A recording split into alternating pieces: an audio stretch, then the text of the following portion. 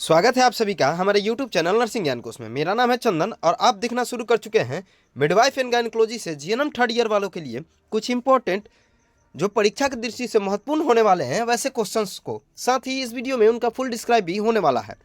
आशा करते हैं वीडियो पसंद आएगा। अगर वीडियो पसंद आता है तो हमारे चैनल को जरूर सब्सक्राइब कीजिए, साथ ही वीडियो को लाइक तथा अपने दोस्तों में भी जरूर शेयर कीजिए। चलिए बढ़ते हैं आज के पहले क्वेश्चन की तरफ।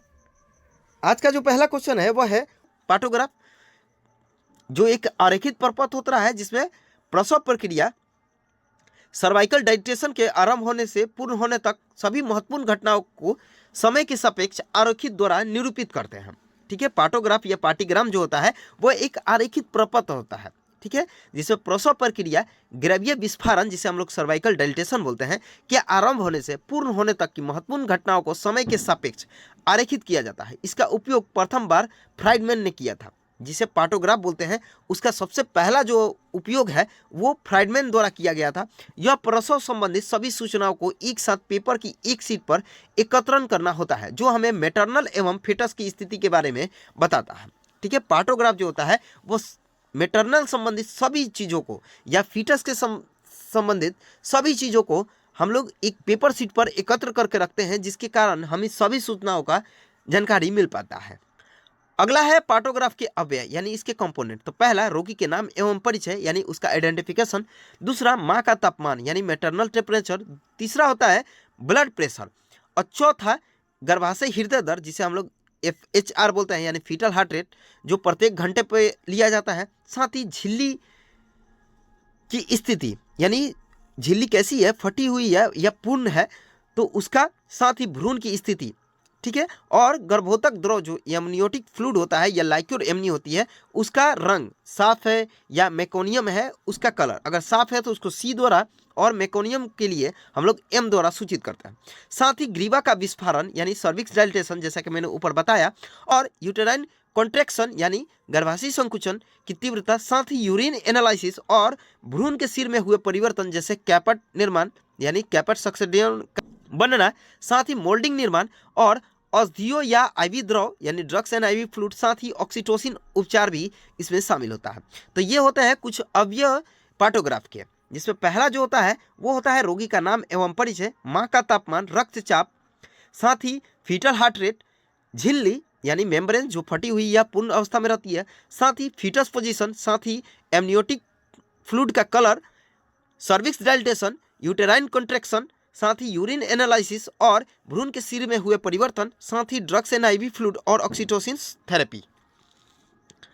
अगला है पार्टोग्राफ के लाभ अथवा महत्व यानी इंपॉर्टेंस ऑफ पार्टोग्राफ। जो पार्टोग्राफ हम लोग लिखते हैं, जो कि सर्विक्स के डाइलेटेशन पे 4 सेंटीमीटर अगर होना शुरू हो जाए डाइलेटेशन, तब हम लोग लिखना शुरू करते हैं। उसके क्या लाभ और महत्व है उसी को अब हम लोग देखेंगे। तो पहला, यह संक्षिप्त रूप से संपूर्ण सूचनाएं उपलब्ध कराता है, यानी डिलीवरी के समय जो भी हम लोग नोट करते हैं उसको सभी सूचनाएं ये संक्षिप्त रूप से उपलब्ध कराता है। साथ ही गर्भ, प्रसव तथा प्रसवकालीन परिवर्तनों की सटीक एवं तत्काल जानकारियां प्राप्त होती है। साथ ही एकत्रित सूचनाओं के आधार पर गर्भ का जन्म कराने की सही योजना प्रभावी रूप से लागू करना आसान हो जाता है।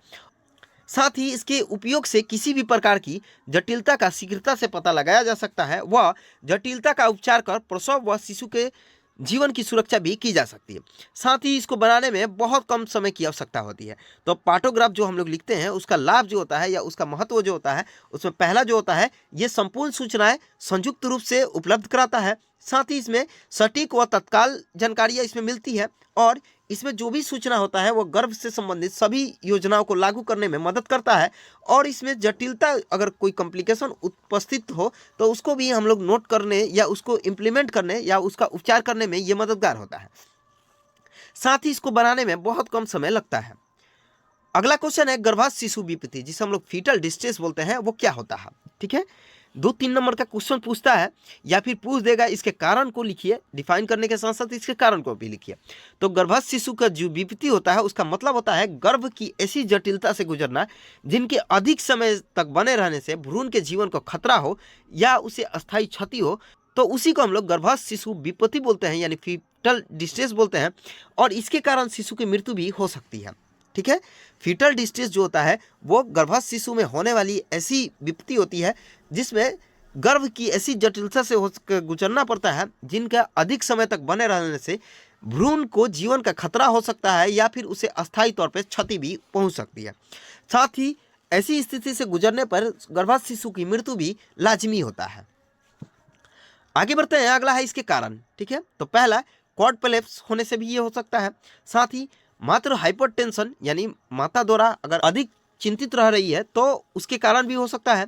साथ ही प्लेसेंटल एब्रेपिसियो, साथ ही उच्च रक्तचाप और गंभीर रीनल रोग, ड्रग्स एडिक्शन, साथ ही स्मोकिंग और मात्र गंभीर निर्जलीकरण जिसे हम लोग डिहाइड्रेशन बोलते हैं, तो इस स्थिति में भी जो होता है गर्भस्थ प्रोलैप्स होने का खतरा या गर्भस्थ डिस्ट्रेस होने का खतरा बना रहता है। अगला क्वेश्चन है इसके चिन्ह और लक्षण। ठीक है, जो फीटल डिस्ट्रेस होता है उसके क्या क्या साइन और सिम्टम होते हैं। तो पहला, गर्भस्थ शिशु के हृदय की धड़कनें अधिक या कम हो जाना, साथ ही भ्रूणीय गति कम होना और भ्रूणीय हृदय ध्वनि अनुपस्थित होना, साथ ही मेकोनियम का बाहर निकल जाना और फीटल हाइपोक्सिया। ठीक है, तो ये कुछ कारण होते हैं फीटल डिस्ट्रेस के, जिसमें tachycardia, bradycardia, less fetal movement, साथ ही fetal heart sound absent, meconium का बाहर निकलना और फीटल हाइपोक्सिया इसमें शामिल होती है। आगे बढ़ते हैं, अगला है फीटल डिस्ट्रेस के निदान, यानी इसके निदान को हम लोग क्या क्या करेंगे। तो पहला, अल्ट्रासोनोग्राफी करते हैं, साथ ही vaginal examination, abdominal examination, non stress test, साथ ही इलेक्ट्रॉनिक फीटल मॉनिटरिंग और एमनियोसेंटेसिस इसमें करते हैं।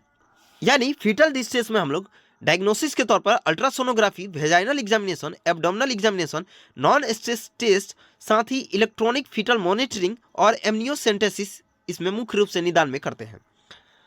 अगला क्वेश्चन है फीटल डिस्ट्रेस के मैनेजमेंट। ठीक है, फीटल डिस्ट्रेस जो होता है उसका हम लोग मैनेजमेंट क्या क्या करेंगे। तो पहला, गर्भावस्था के दौरान निरंतर भ्रूण की जांच करते रहना चाहिए ताकि शिशु में होने वाली किसी भी प्रकार की डिस्ट्रेस को आसानी से समय रहते पहचान में सके।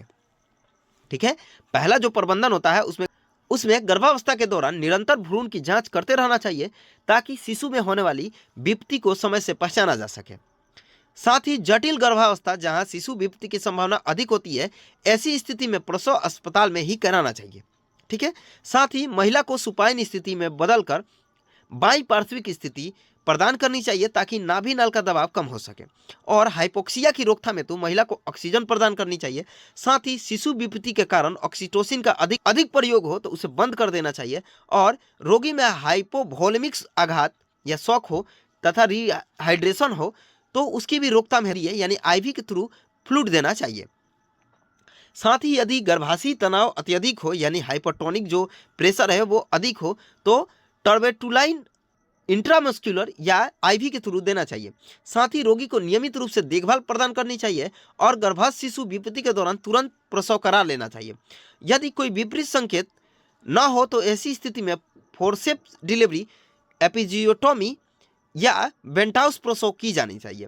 साथ ही कुछ ऐसे भी कंडीशन होते हैं जिसमें सीजरियन सेक्शन करना आवश्यक होता है, जिसमें कार्ड प्रोलैप्स, गर्भाशयी क्षति, पूर्ण प्लेसेंटल प्रीविया, बाधित प्रसव या बैंडल रिंग अगर उपस्थित हो तो उस स्थिति में सीजरियन सेक्शन या सी सेक्शन करा लेना चाहिए। आज के लिए बस इतना ही। आशा करते हैं वीडियो पसंद आया होगा। अगर वीडियो पसंद आया है तो हमारे चैनल को जरूर सब्सक्राइब कीजिए, साथ ही वीडियो को लाइक तथा अपने दोस्तों में भी जरूर शेयर कीजिए। अगर आप इस वीडियो से संबंधित पीडीएफ को देखना चाहते हैं तो हमारे डिस्क्रिप्शन बॉक्स में लिंक मौजूद है जिस पे आप टाइप करके पीडीएफ को देख सकते हैं। मिलते हैं नेक्स्ट वीडियो में, तब तक के लिए धन्यवाद।